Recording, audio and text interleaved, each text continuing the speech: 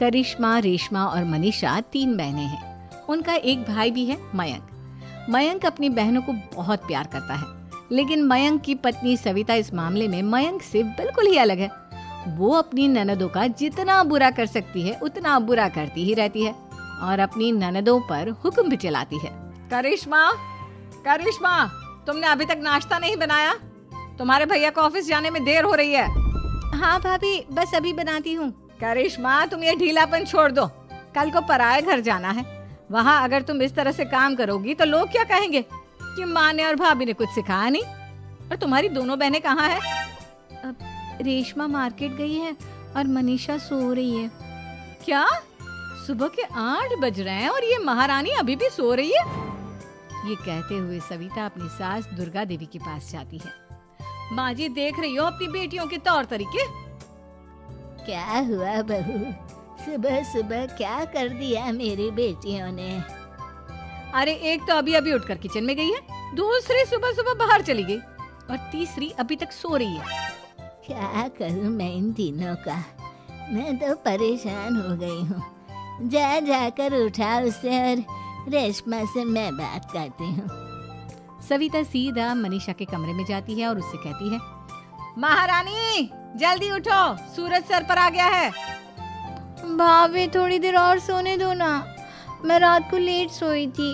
वो क्या ना, यूनिट टेस्ट चल रहे हैं। शराफत से उठती है या नहीं, या फिर पानी की भरी बाल्टी डालूं तेरे ऊपर? नहीं भाभी, मुझे बिस्तर में नहीं नहाना, उठती हूँ मैं। मनीषा जल्दी से उठकर बाथरूम में चली जाती है। सभी आराम से बैठकर नाश्ता कर रहे होते कि तभी रेशमा बाजार से हाथ में सामान लिए आ जाती है। रेशमा को देखते ही सविता उस पर बरस पड़ती है। लो, आ गई महारानी। ऐसा भी क्या सामान लाना था जो सुबह आंख मलते ही बाजार की तरफ रवाना हो गई? भाभी, कल आप ही तो चीख रही थी कि घर का सारा सामान मुझे ही लाना पड़ता है, घर में किसी को भी किसी काम से कोई लेना देना नहीं है। अब मैं बाजार जाकर सामान ले आई तो आपको इस बात से भी तकलीफ हो रही है? देख रही हो माँ जी, अपनी बेटी की जुबान कैंची से भी तेज चलती है। और मयंक, आप तो कुछ कहेंगे नहीं अपनी लाडली बहन को? रेशमा, अपनी भाभी से ऐसे बात नहीं करते। चलो माफी मांगो। भैया, मैं क्यों माफी मांगू? आप भाभी से बोलिए ना कि हम पर कम हुक्म चलाया करे। हम इस घर की बेटियां हैं और आपकी पत्नी की ननद है, नौकरानी नहीं। लो, कर लो बात। इनकी भलाई के लिए कुछ भी बोलो तो इन्हें बुरा लग जाता है। इस घर में यही इज्जत है मेरी। देख लो माँ जी, आपकी बेटी किस लहजे में मुझसे बात कर रही है। सविता वहाँ से चली जाती है। मयंक को बहुत गुस्सा आता है, वो भी वहाँ से चला जाता है। फिर करिश्मा रेशमा को समझाती है, रेशमा, तुम्हें भाभी से माफी मांग लेनी चाहिए थी ना। लेकिन दीदी, मैंने कुछ किया ही नहीं, तो मैं माफी क्यों मांगू? हाँ करिश्मा दीदी, रेशमा दीदी जैसे ही घर में आई भाभी ही उन पर चिल्ला रही थी। हाँ, मैं मानती हूँ कि गलती भाभी की थी। मैं तो इसलिए बोल रही हूँ कि भाभी ने माँ को तो पूरी तरह अपने वश में कर लिया है। वो हमारी बात सुनती ही नहीं। मयंक भैया हमारे लिए हमेशा खड़े रहते हैं, इसलिए उनकी बात का मान तो तुम्हें रखना चाहिए था ना। कोई फायदा नहीं दीदी, कुछ दिनों की बात और है, भाभी उन्हें भी हमारे खिलाफ भड़का देंगी। फिर वो भी माँ की तरह हमारी किसी बात का विश्वास नहीं करेंगे। इसी तरह सविता अपनी तीनों ननदों को किसी न किसी बात पर परेशान करती रहती थी। एक दिन मयंक अपनी तीनों बहनों के लिए गिफ्ट लाया। क्या रेशमा, ये तुम्हारे लिए हार का सेट। रेशमा, तुम्हारे लिए सुंदर सी ड्रेस। और मनीषा, तुम्हें किताबें पसंद है ना, तुम्हारे लिए किताबें लाया हूँ। थैंक यू भैया। थैंक यू भैया। थैंक यू भैया। करिश्मा, तुम्हारा नेकलेस कितना सुंदर है, ये भैया कहाँ से ले आए होंगे? मैंने भैया को 3 दिन पहले फोन पर ये डिजाइन दिखाया था और आज भैया ये ले आए। सविता तो अपनी ननदों के गिफ्ट्स देखकर जल गई और करिश्मा का नेकलेस तो उसे भी बहुत पसंद आया था। अपनी बहनों के लिए कितना अच्छा नेकलेस लेकर आए हैं, मुझे कभी कोई गिफ्ट नहीं दिया। मैं आज ही ये हार चुरा लूंगी। रात में सविता करिश्मा का हार चुरा लेती है और इसी तरह उसे अपनी ननदों की जो भी चीज अच्छी लगती वो उसे मांगती नहीं, बल्कि रात के अंधेरे में चुरा लेती। इसी तरह दिन बीतते गए और सविता ने मयंक के दिल में भी उसकी बहनों के लिए नफरत पैदा कर दी। एक दिन मयंक ने करिश्मा और रेशमा के लिए रिश्ता देखा और ये बात उसने घर में सबको बताई। माँ, करिश्मा और रेशमा के लिए बहुत अच्छा रिश्ता आया है, वो लोग कल इन्हें देखने आ रहे हैं। आप और सविता मिलकर सारी तैयारी कर लेना। ये सुनकर करिश्मा और रेशमा खुश हो जाती हैं, लेकिन सविता सोचती है, अगर इन दोनों बहनों की शादी हो गई तो घर और बाहर का काम कौन करेगा? मनीषा तो एक नंबर की कामचोर है, उससे तो किसी बात की उम्मीद लगाना ही बेकार है। मुझे इस शादी को रोकना होगा। अगले दिन सभी लड़के वालों के स्वागत की तैयारी करने में लगे होते हैं। तभी मयंक अपनी बहनों से आकर कहता है, तैयार हो गई तुम दोनों? देखो दोनों लड़के बहुत अच्छे हैं, मैं कोई कसर नहीं छोड़ना चाहता, इसलिए तुम उनके सामने अच्छे से बिहेव करना और अपनी भाभी से लड़ने मत लग जाना।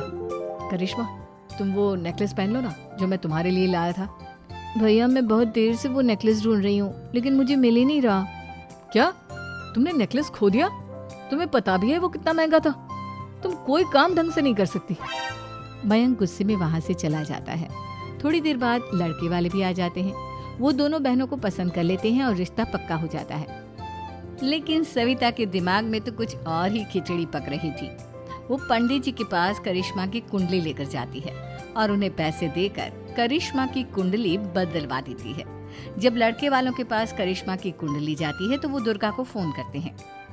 बहन जी, हमने करिश्मा की कुंडली अपने पंडित जी को दिखाई थी। आपकी बेटी की कुंडली नहीं बल्कि दोषों का पिटारा है। देखिए, मैं और मेरे पति इन सब बातों में बहुत विश्वास करते हैं, इसलिए हम आपकी बेटी से अपने बेटे की शादी नहीं करा सकते। इस तरह करिश्मा का रिश्ता टूट जाता है और सभी घर वालों को बहुत दुख होता है। अब कविता सोचती है, चलो करिश्मा का तो रिश्ता टूट गया, अब रेशमा का भी रिश्ता तोड़ना है। क्या करूं? अब सविता आवाज बदलकर किसी अननोन नंबर से रेशमा के होने वाले ससुराल में फोन करती है। हेलो, मैं कौन हूँ कौन नहीं ये आपके लिए जानना जरूरी नहीं। बस इतना सुन लो कि रेशमा का 2 साल से किसी के साथ अफेयर चल रहा है। बस रेशमा का रिश्ता तोड़वाने के लिए सविता का इतना कहना काफी था। अब रेशमा का भी रिश्ता टूट गया। मयंक और दुर्गा देवी ने रेशमा को खूब खरी खोटी सुनाई और उससे बार बार उस लड़के के बारे में पूछने लगे। आप दोनों मुझे क्यों परेशान कर रहे हो? अरे कोई लड़का होगा मेरी लाइफ में तो मैं बताऊंगी ना, जब कोई है ही नहीं तो कहाँ से लाऊं मैं कोई लड़का? तो तेरे होने वाले ससुराल वालों को फोन किसने किया था? माँ मैं नहीं जानती किसने फोन किया था, मैं सच कह रही हूँ। मैं तो पहले ही कह रही थी इसकी लगाम खींच कर रखो, लेकिन मेरी सुनता ही कौन है। आप चुप रहिए भाभी, ये सब आपका ही किया धरा है। अब तीनों बहनों को विश्वास हो जाता है कि ये सब उनकी भाभी ही कर रही है। तीनों बहनें अपनी भाभी को सबक सिखाने के लिए एक वकील कर लेती है और घर में हिस्सा मांग। देखो भैया, माँ बाप की जायदाद में जितना बेटों का हक होता है उतना ही बेटियों का, इसलिए इस घर के 4 हिस्से होंगे और हमें अपना हिस्सा चाहिए। मैंने तुम्हारे लिए क्या क्या नहीं किया और तुम इस घर में हिस्सा मांग रही हो? भैया, आप और माँ हम बहनों की कोई बात नहीं सुनते हो और भाभी हमारी शादी नहीं होने देगी क्योंकि उन्हें लगता है कि आप हमारी शादी में ज्यादा पैसा लगाओगे और उन्हें हम जैसी स्त्री की नौकरानी कहाँ मिलेगी। तो हम भाभी के साथ तो रह नहीं सकते, हम बहनों को अपना हिस्सा चाहिए। अरे तुम्हें शर्म आनी चाहिए अपनी भाभी पर ऐसा इल्जाम लगाते हुए। और तुम्हारे बारे में कितना सोचती है। हाँ माँ, भाभी हमारे बारे में बहुत सोचती है, दिन रात बस यही सोचती रहती है कि किस तरह से अपनी तीनों ननदों को परेशान करूं और कभी मुझे पढ़ने भी नहीं देती। दोनों बहनों का रिश्ता भी तो इन्होंने ही तोड़वाया है और रात में हमारे कमरे में आकर हमारी चीजें भी चुराती हैं। इसी तरह सविता की तीनों ननदें अपनी बात पर अड़ी रही। अब कोर्ट में तारीख भी शुरू हो गई। जब सविता को लगा कि उसकी तीनों ननद इतनी आसानी से नहीं मानने वाली, तो उसने अपने पति और सास को सारी सच्चाई बता दी और अपनी तीनों ननद से माफी मांगी। मयंक और दुर्गा को भी अपनी गलती का एहसास हो गया। अब सविता खुद करिश्मा और रेशमा के लिए अच्छा रिश्ता ढूंढती है और उनकी शादी करवाती है।